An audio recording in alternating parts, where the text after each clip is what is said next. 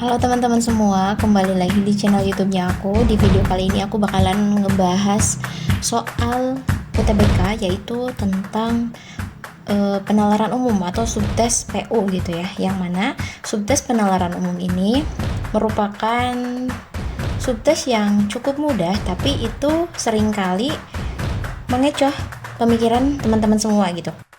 Kita ke nomor 1 terlebih dahulu. Nah, di sini ada soal, jika hari Senin sekolah libur, maka toko baju tutup. Hari Senin toko baju tidak tutup, maka di sini ada 5 pilihan. Biasanya kalau UTBK itu dia ada 5 opsi ya. Kalau untuk yang A, hari Senin sekolah libur, yang B sampai yang E bisa dibaca sendiri sama teman-teman.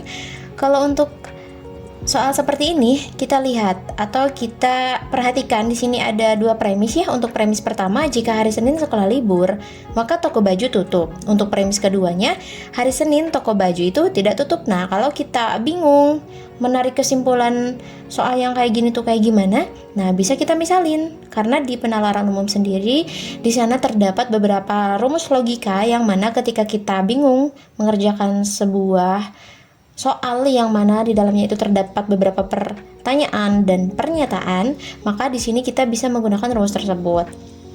Ada modus ponens, modus tollens, sama silogisme. Itu adalah 3 rumus yang paling umum.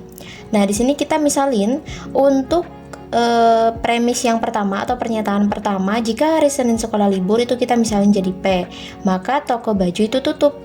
Nah, selanjutnya untuk premis kedua, hari Senin toko baju itu tidak tutup, berarti kan kebalikannya dari Ki ya, karena Ki itu maka toko baju tutup, dan di premis kedua toko baju tidak tutup, maka kita misalkan sebagai negasi Ki. Nah, di sini ada lambang seperti ini namanya adalah negasi.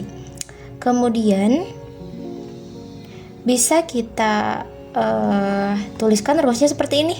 Jika P maka Ki, kemudian ada negasi Ki, maka dia itu kesimpulannya adalah negasi P, yang mana negasi P ini ya kebalikannya dari P gitu. Berarti di sini bisa kita lihat kalau P itu jika hari Senin sekolah libur, maka kalau negasi P ya berarti hari Senin sekolah tidak libur gitu ya. Berarti jawaban yang tepat adalah yang B.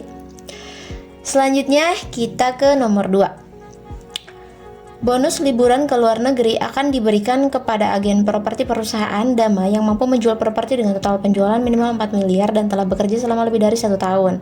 Lestari adalah agen properti perusahaan Dama yang baru bekerja 2 bulan dan ia sudah menjual 2 rumah dengan harga masing-masing 2,2 miliar.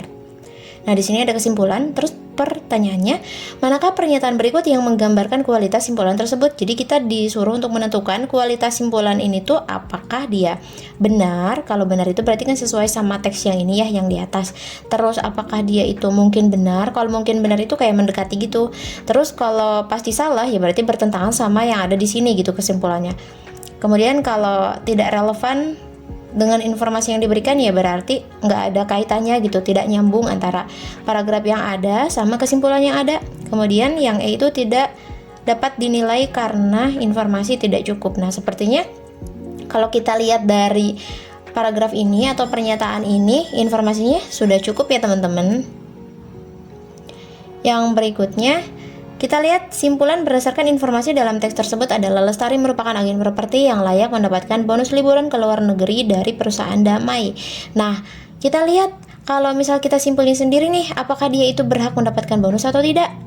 Dan syaratnya tadi, ketika ada karyawan atau pekerja yang berhak mendapatkan bonus itu dia harus meraih penjualan minimal 4 miliar. Kita lihat Lestari, dia itu menjual 2 rumah dengan harga masing-masing 2,2 miliar. Berarti kan kalau digabungin jadi 4,4 miliar ya, melebihi dari syarat yang ditentukan. Tetapi selain itu ada juga dan telah bekerja selama lebih dari 1 tahun. Sedangkan Lestari di sini adalah bekerjanya itu hanya 2 bulan saja, baru 2 bulan. Berarti kan itu artinya kurang dari 1 tahun ya teman-teman.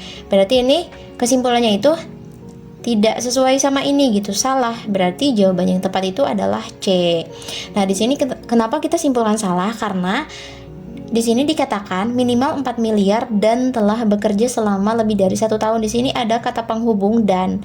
Itu artinya kalau ada dan itu kita nggak bisa milih salah satu, jadi harus keduanya. Kayak misalkan ada 2 syarat, ya berarti kita harus memilih atau kita harus sesuai dengan 2 syarat yang telah ditentukan. Kalau misalkan hanya salah satu saja, kayak misalkan di sini Lestari itu kan dia mendapatkan 4,4 miliar, itu kan udah melebihi ini, tapi kan salah satu syaratnya tidak terpenuhi, ya berarti dia kesimpulannya adalah pasti salah. Berarti jawaban yang tepat itu adalah yang C. Oke, next teman-teman. Sekarang kita ke nomor 3. Jika jumlah penonton turnamen olahraga tersebut bersifat konstan sejak hari pertama, jumlah penonton turnamen olahraga di hari pertama adalah, nah di sini suatu turnamen olahraga dilaksanakan selama seminggu. Kalau seminggu itu berarti ada 7 hari kan.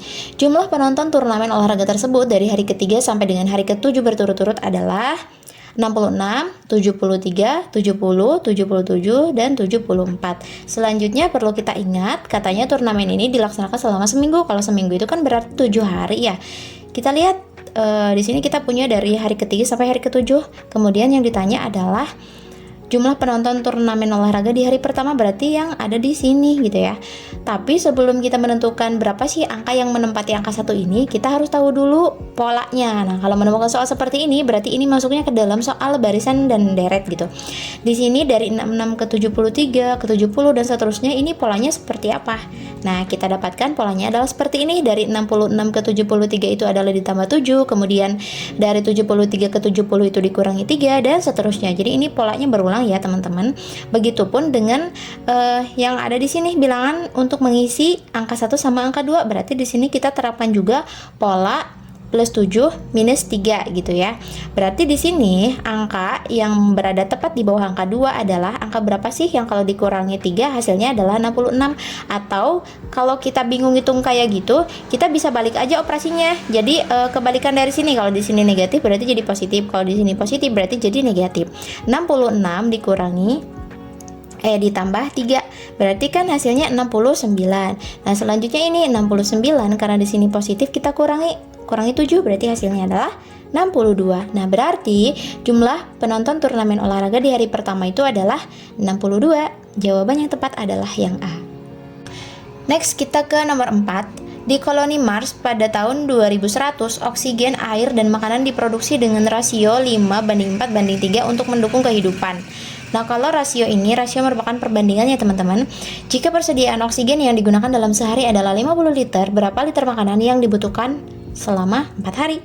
Nah, di sini kita boleh tulis lagi rasionya itu 5:4:3, dan katanya dalam sehari itu kita punya oksigen sebanyak 50 liter atau punya persediaan oksigen 50 liter. Nah, dari perbandingan 5 menjadi 50 itu kan artinya 5 dikali 10 ya teman-teman.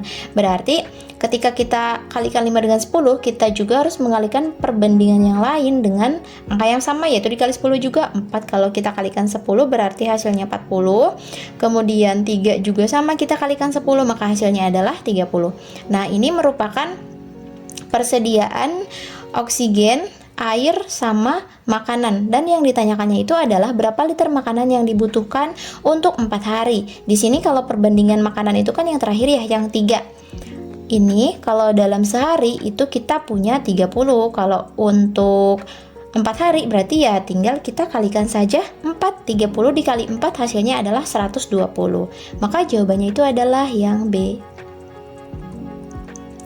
Ini adalah soal yang terakhir ya teman-teman, yang nomor 5. Jumlah penggunaan pupuk tahun lalu 20% lebih sedikit dibandingkan jumlah yang digunakan tahun ini. Jika jumlah pupuk yang digunakan tahun ini adalah 240 kg, berapakah jumlah pupuk yang digunakan tahun lalu? Nah, ini jawabannya sama kayak tadi, untuk jumlah opsinya ada 5 juga ya teman-teman. Untuk menjawab soal ini kita bisa menggunakan cara seperti ini. Ada tahun ini dan ada juga tahun lalu. Katanya kalau tahun ini kita itu kan menggunakan pupuknya, kita misalin jadi X aja ya teman-teman, karena di sini di soalnya diketahui kan jumlah penggunaan pupuk tahun lalu 20% lebih sedikit.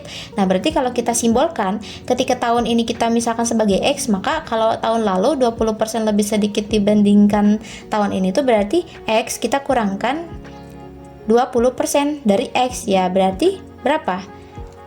Ketika X kita kurangkan sama 20% dari X, maka jawabannya adalah 80% X. Karena kita misalkan X ini adalah jumlah maksimalnya. Kalau jumlah maksimal kan berarti artinya 100% ya. 100 kurang 20 adalah 80%.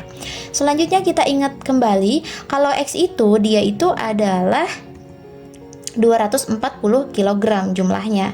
Nah, untuk menjawab soal ini maka tinggal kita masukkan saja. Kalau misalkan kita ditanya berapakah jumlah pupuk yang digunakan tahun lalu, ya tinggal kita substitusikan saja ke sini. X itu adalah 240 kg, berarti tinggal kita ganti saja di sini yang 80% X itu 80% artinya adalah 80 per 100 dikali, nah X-nya kita substitusi dari sini, X-nya itu adalah 240. Selanjutnya ini 80% yang atas tuh kan ada nolnya, nol yang atas dibagi sama yang bawah atau saling menghilangkan gitu, hasilnya adalah 1. Kemudian ini juga sama, berarti tersisa 8 dikali 24. 8 dikali 24 hasilnya itu adalah 192.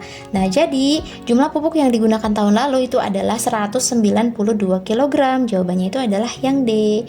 Nah, untuk pertemuan sekarang sampai sini dulu ya teman-teman. Sampai jumpa di pertemuan berikutnya. Kalau misalkan kalian punya soal-soal yang pengen dibahas bareng di channel ini, boleh kalian drop di kolom komentar ya. Bye-bye.